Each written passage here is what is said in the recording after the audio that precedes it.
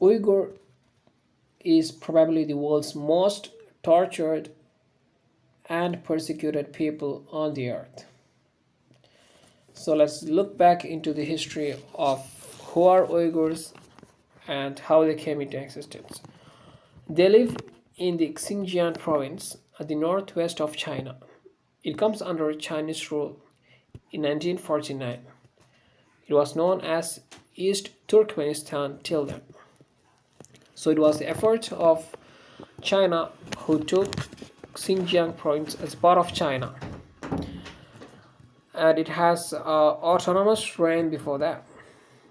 And now the Chinese government is claiming something strange to oppress them and to torture them.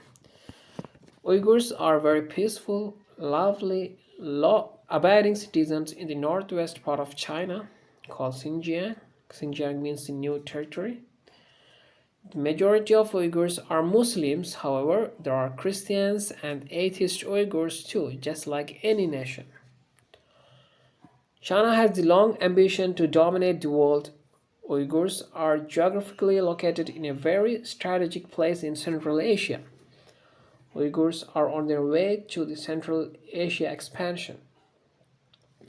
China considers Uyghurs' inner vulnerability on their world domination plan because they are not Han Chinese, that's what they say. So most of the Chinese people are Han Chinese ethnicity, and the Muslims who are living in Uyghur doesn't much have the culture of the Chinese people. Although Uyghurs are peaceful, China wants to eliminate the inner vulnerability with the so-called final solution.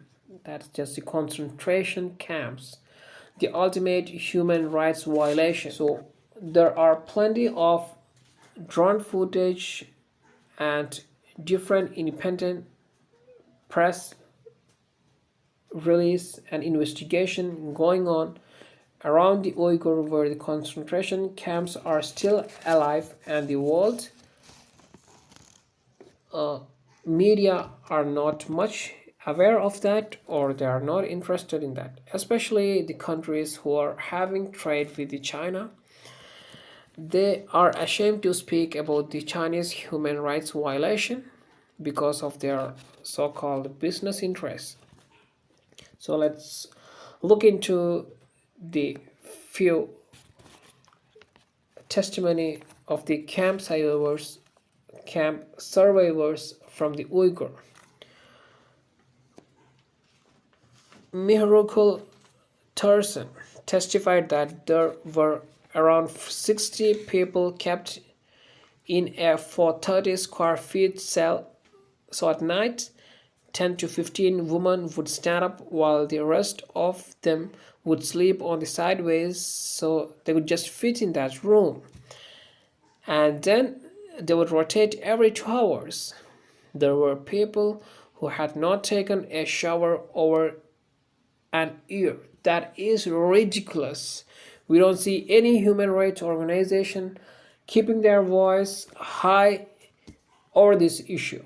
But we see some human rights organizations making sound when there are some minor issues in the Muslim countries in the Middle East, like their personal issues or their family matters.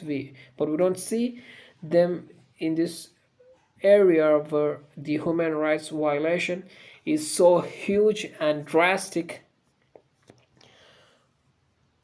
Another testimony is that the Chinese police took my baby out of the freeze, gave it to me as if he's giving me an ice cream. I did not know my baby was dead. I said, he's so cold. Please give me a blanket. My hands bleed from their beatings. Each time I was electrocuted, my whole body would shake violently, and I could feel the pain in my veins. I thought I would rather die than go through this torture and beg them to kill me. We have the words of activist Kuzet Altay. When I was a kid, Chinese school Officials forced students to drink water in the middle of the day to break their fast in Ramadan.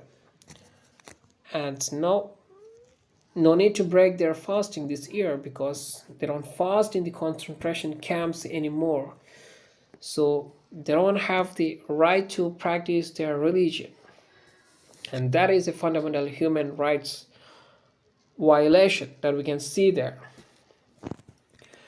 Continuing to the story, millions of Uyghurs in China's concentration camps, they don't know there are people around the world who still care about them.